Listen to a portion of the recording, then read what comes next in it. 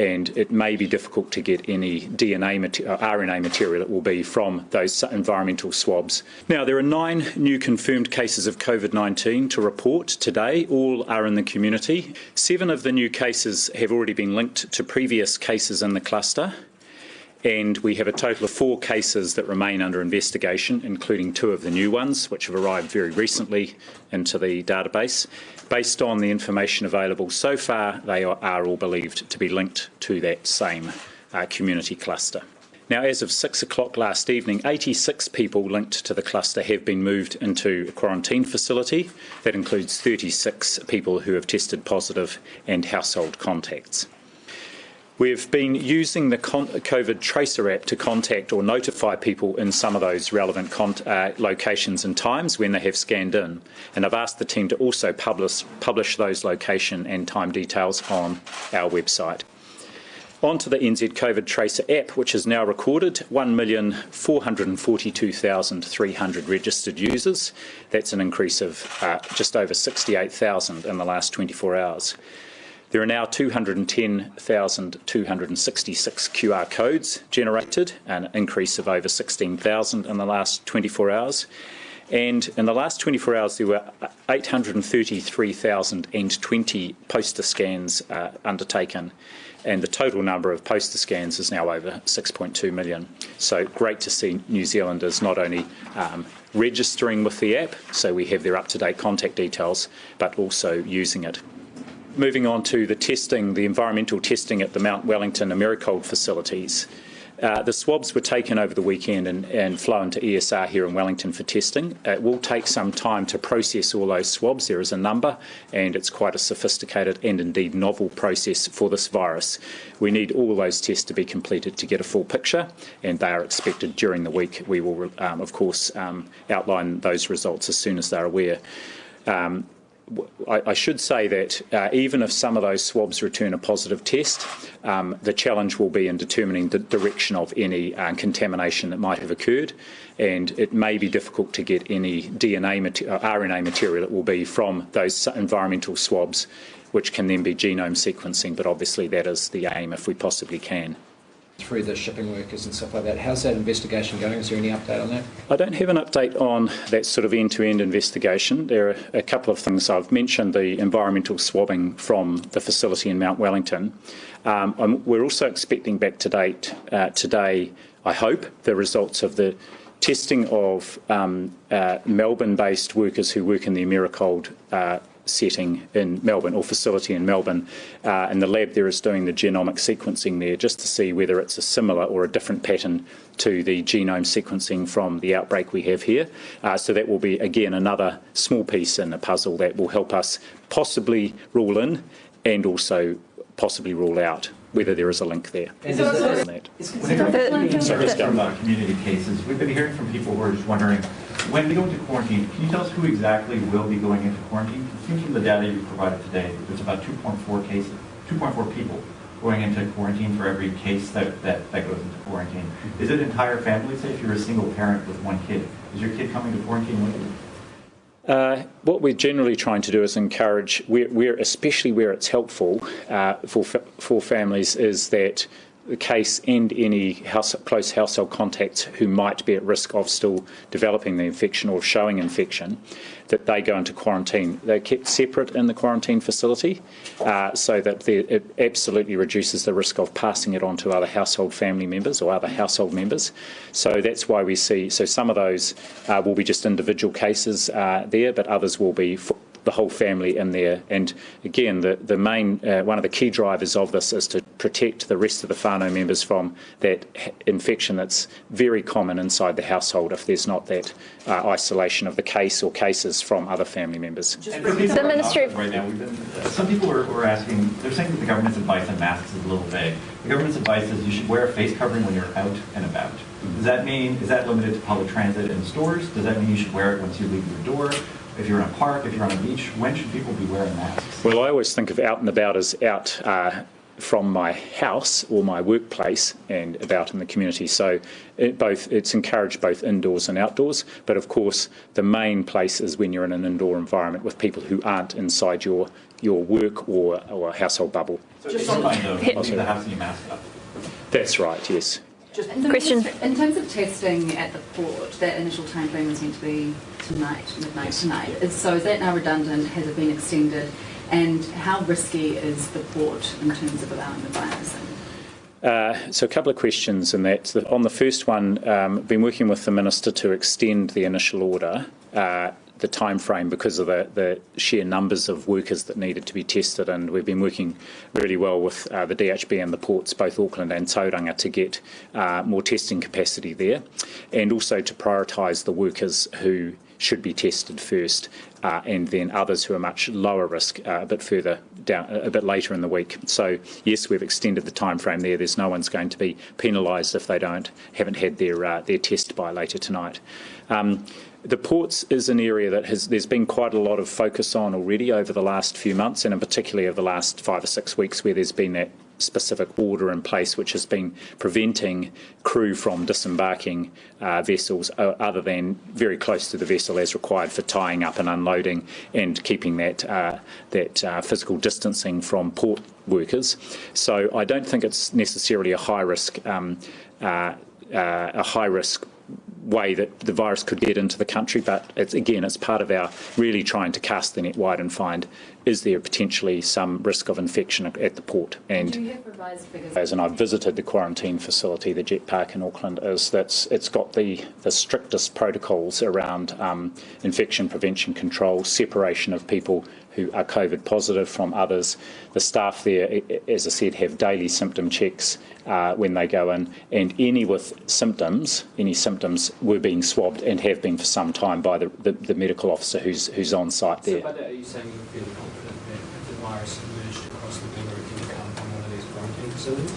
We simply don't know. What I can say, just to reiterate the point, is that we've had these arrangements in place since the 9th of April, and they've proven so far to be really good. And we have done nothing but strengthen them since, remembering that we added in the double testing of all people before they could depart. We've been adding in the testing of staff, but also the testing is only one thing. Even if we were testing everyone every 2 to 3 weeks, just a reminder that a number of these cases we have found in managed isolation and quarantine, the person's tested negative on day 3, but then positive on day 12. So the testing is one part, but by no means the main part of keeping both staff and their families and the community safe. Clearly, as a government, our current priority is getting the COVID outbreak under control and removing restrictions on New Zealanders as soon as possible. Our resurgence plan is in full swing. There are high levels of testing, rapid contact tracing, close contacts in self-isolation and cases in quarantine, alongside the level 3 restrictions that are all designed to limit the spread of the current cluster. However, it is clear that the re-emergence of COVID in Auckland at the beginning of the formal campaign period has been cause for concern. I should be clear that the Electoral Commission since April has planned for a range of scenarios, including the possibility of an election period where the country is at alert level 2 and with some areas of the country at alert level 3. There is no suggestion at this point that New Zealand will be in these elevated alert levels during the September election. However, while the Electoral Commission's primary consideration is the delivery of a safe, accessible and credible election, there are other factors that I believe also need to be considered. These include the participation of voters and the ability of the Electoral Commission to reassure them that measures are in place to allow them to participate safely in the election. This includes vulnerable communities who might be reluctant to vote in person, ensuring a fair election with the opportunity for all parties to campaign, and finally certainty, and ultimately the need for an election to be held in a timely way. Ultimately, I want to ensure we have a well-run election that gives all voters the best chance to receive all the information they need about parties and candidates, and delivers certainty for the future. With these considerations in mind, yesterday I reached out to the leaders of every political party with representatives in Parliament. Under normal circumstances, the choice of what day the election is held is a decision that solely rests with the Prime Minister. However, under these extraordinary circumstances, I see the decision to move an election day as a different proposition that deserves to be treated as such. Moving an election date, especially this late in the electoral cycle, is a significant decision. In the end, what matters most is what is in the best interests of voters and our democracy. Any decision to review the election date must be as free from partisan political interests as possible. It is fair to say that there are a very broad range of views amongst political parties, and that complete consensus is unlikely. But there were some areas of agreement. The need for certainty was one. In this respect, the calculation around when to hold an election is not an easy one. COVID is continuing to disrupt life around the world. Pushing an election out by several months, for instance, does not lessen the risk of disruption. This will in part be the reason why many countries have held elections while managing COVID, including South Korea, Singapore and Poland.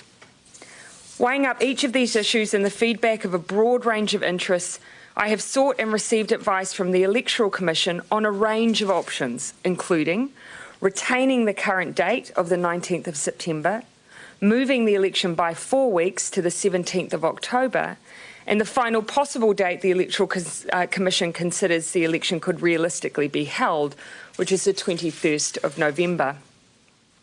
Having weighed up all these factors and taken wide soundings, I have decided on balance to move the election by 4 weeks to the 17th of October. At the end of last week, I was advised that this date is achievable and presents no greater risk than had we retained the status quo. I've also been advised that in moving to a 17 October election day, the Commission will be able to leverage and draw on much of the work already undertaken to deliver the election. Beginning early voting during school holidays, while having the downside of some people moving around the country, would mean that some additional facilities would become available for the purposes of early voting. The biggest risk to overcome will be ensuring access to the election day workforce, which includes some 25,000 workers. This has been identified as a risk no matter what day is chosen.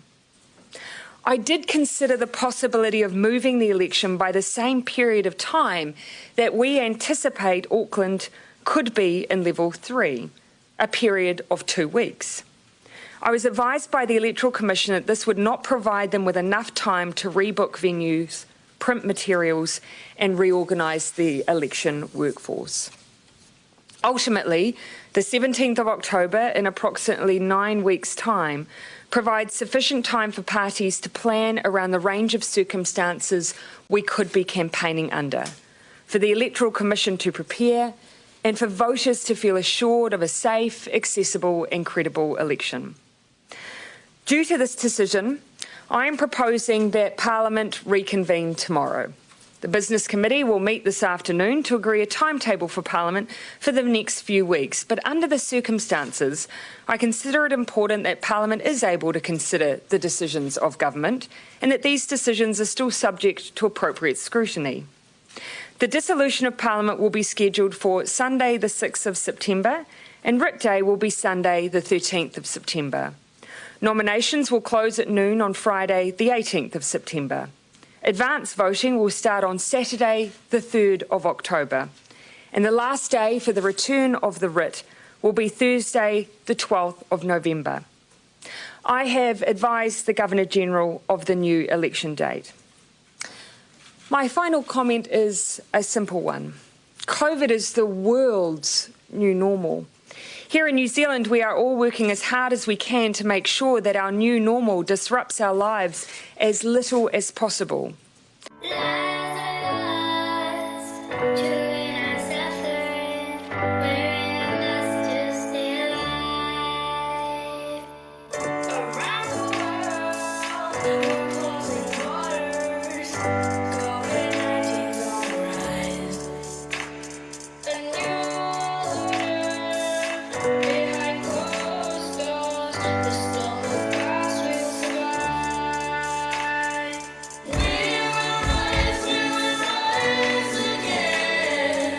I know the uncertainty COVID has created is incredibly difficult though, and for everyone. We are all in the same boat. And so I do want to give an assurance that I do not intend to change the election date again. We are all adapting, but adapting also means preparing for all circumstances we may face together. My hope is that this decision allows us to do just that. I'm happy to take your questions. So don't we run the risk if you have October 17 that we could see another resurgence of COVID-19 and we have to go through the process all over again? I think that's an important point to make, is that the Electoral Commission have actually prepared for a range of circumstances, including, since April, they have prepared for the holding of an election at level 2 and even with some parts of the country at level 3. Now, there is nothing currently to suggest that New Zealand will be in that position, but I accept that there is a sense of anxiety, including from political parties, around the disruption to the beginning of the formal campaign period. This date, I think, will give certainty. It's a balanced decision, but I do think it's a decision that needs to stick, and the changes from here should not be made again. How much pressure was on you from Winston Peters to push it out rather than stick to September 19th? Ultimately, this was my decision. It's one that I believe is balanced. And it is fair to say that the Deputy Prime Minister, even at the beginning of the year, was of the view that that was his preferred election date long before we had these experiences. Did you feel held to ransom by any political parties in making this decision? No, I did not. I did canvass widely. I canvassed everyone. Not everyone was of the same view, but I gave equal weight and equal measure to everyone's view. Feel like you've staved off any potential motion of no confidence in the government? I personally didn't consider that a threat in the first place. Of course, a no confidence vote would trigger an election. If it was just your view, would you have preferred to stick with September 19th? This is my view. The date I've chosen actually is my view. Only took into account your interests. And even if I had not picked up the phone and contacted anyone, I believe this is still the outcome I would have arrived at. You know, my view is that in normal circumstances, the Prime Minister has the privilege of choosing the election date. The decision to move the election date is something entirely different. I think it was only right to take soundings from others, and I included in that Business New Zealand and the Council of Trade Unions. But ultimately, I do need to provide certainty, a sense of fairness, and a sense of comfort to voters that this will be a safe election. And I do think a little extra time to assure them of that is important as well. Prime Minister, ahead of making this decision, did you provide a heads up to any other party leaders this morning about your intention to push the date back 4 weeks? So I spoke with everyone to canvass their views and to sound them. The only parties that, before coming down to announce the decision, I made aware of the final decision was my coalition partner and my support party. Green Party take it? Simply, timing, but simply the fact that I do feel that I do have obligations to those that I form government with to inform them of the decision. It was for their information. There was no sense that I was going to change my view, so I simply informed them of the decision that I had made. If there's another outbreak in Auckland in the fortnight beforehand, what happens? My view is that we are sticking with the date that we have. Obviously, the Electoral Commission have done planning around conducting elections in level 2 and level 3 conditions. My hope is as well that although it is unusual to hold advanced voting periods over a school holiday period, my hope is that that will create the opportunity for potentially additional venues, venues that often have much larger capacity. They already were anticipating that roughly 60% of the population would advance vote, and that would enable them to conduct an election in a safe way. The booking of those venues, all of that work, though, does sit with the Electoral Commission. Yeah, I'm not anticipating that at this stage. There is no evidence to suggest that that is where we would be.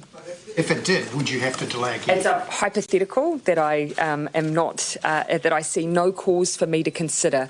Under the law, once Parliament has dissolved, if the Electoral Commission believes that they physically cannot hold a safe election, then they have the ability to move the election if they feel the need to. That's already set out in law, and it includes in circumstances of a pandemic. Given the planning they've done since April, I see no reason why that would occur, though. Did the referendums weigh into your decision as well? No. Similar considerations. It's just essentially making sure that people feel are able to safely participate in voting. Again, keep in mind, my view is where we've landed. I do not believe that 2 weeks worth of restrictions, and there's nothing to suggest it would be otherwise, warrants pushing out the election more than we already have, which is by 4 weeks. Hugely disruptive to not just the people who work here, but also flow-on effects for businesses and for volunteers and things like that. How much of that weighed into your decision making? Oh yes, I can assure you, I have thought about every single element of this, and there are many knock-on effects. You know, there'll be candidates who have taken leave without pay in order to campaign and to be a part of the election. There'll be electoral workers, 25,000 of them, who have planned for a specific date. I absolutely understand the magnitude of this decision, but I also understand the magnitude of calling an election at a time where there may be questions raised over whether or not it's fair and safe. I think New Zealand deserves to have both certainty and a balanced decision, which I think this one is. Watching that letter last night, or making public that letter that Winston Peters wrote to you last night, the sense was that he was so concerned that you were going to go with the September 19th election date that he was kind of putting it out there. Can you rule out at any point Winston Peters forcing your hand? Absolutely. At no point in any of my discussions did I share a view on what my intent was, because actually my intention was shaped as much by the health information I was receiving and the wide range of other factors. In fact, I think it would be entirely inappropriate for this decision to be based on anything that could be seen as political partisanship. That should not be the weight of where the decision sits. And so it wasn't. I did want to take soundings to take on board all of the views, but at no point did I give any particular weight to any political party. That would not have been the right thing to do. You mentioned that if there were a motion of no confidence passed, you said that would immediately trigger an election. It's one of the things that could be the outcome. Because isn't it possible that a majority caretaker government could be formed as well, and that would have also... Yes, and they would need to demonstrate to the Governor-General the confidence. Look, I see these as hypotheticals that were never really a reality, but equally they were not things that also caused me to make my decision either way. You'll have heard me set out all of the factors that I took into account. For me, it would not have been appropriate to make a decision based solely on the views of individual political parties, because an election date is one of those things, when you move it, the last thing you want is it to be seen to favour any political parties. That would be wrong. Did you give any thought to what has been mooted by the National Party is by forming some sort of super majority and then pushing the election back into 2021? No, my view is that in these circumstances, in these times, what we need is the ability to make decisions very quickly. We've seen the importance of that in the pandemic response. We have the absolute right and ability to do that as government until polling day and thereafter. After the election, that's when caretaker provisions come in, but not beforehand. And I do think that that's important to remember from a constitutional perspective for New Zealand. Say this is the last delay, barring maybe a massive level 4 outbreak. There's no more movement. I have absolutely no intention at all to change from this point. My view is that this allows all political parties, we are all in the same boat, we are all campaigning in the same environment, to adjust any of our planning that we need to accommodate for whatever environment we find ourselves in. Now, I understand it's disruptive to have begun the formal campaign period, having to make that adjustment, but this gives really a clear run for everyone to understand we are all in the same position and we have to all prepare no matter what. Long term, do you think it's appropriate for the Prime Minister to be making a decision on the election date? or do you think it should rest with a non-partisan body like the Electoral Commission? Well, it does. We do have the ability, of course. These are very extraordinary circumstances. Once the Parliament has dissolved and the writ is issued, it does, by law, sit with the Electoral Commission. The issue was that hadn't quite happened yet. Now, it was an option for me simply to allow Parliament to dissolve and for the writ to be issued and for it to then go to the Electoral Commission. And I did consider that because that would have taken any perception out of partisan politics away. But their limitation is that they can move the election week by week. And the advice I received from them that was moving it week by week was quite problematic, that if they were having to move it, they needed a block of really at least 4 weeks to be able to do that successfully. So I felt like even though that might remove the partisan nature of that decision, it wouldn't necessarily lead to a better, more credible, more secure outcome from the Electoral Commission's perspective. So that's why I took the weight of the decision.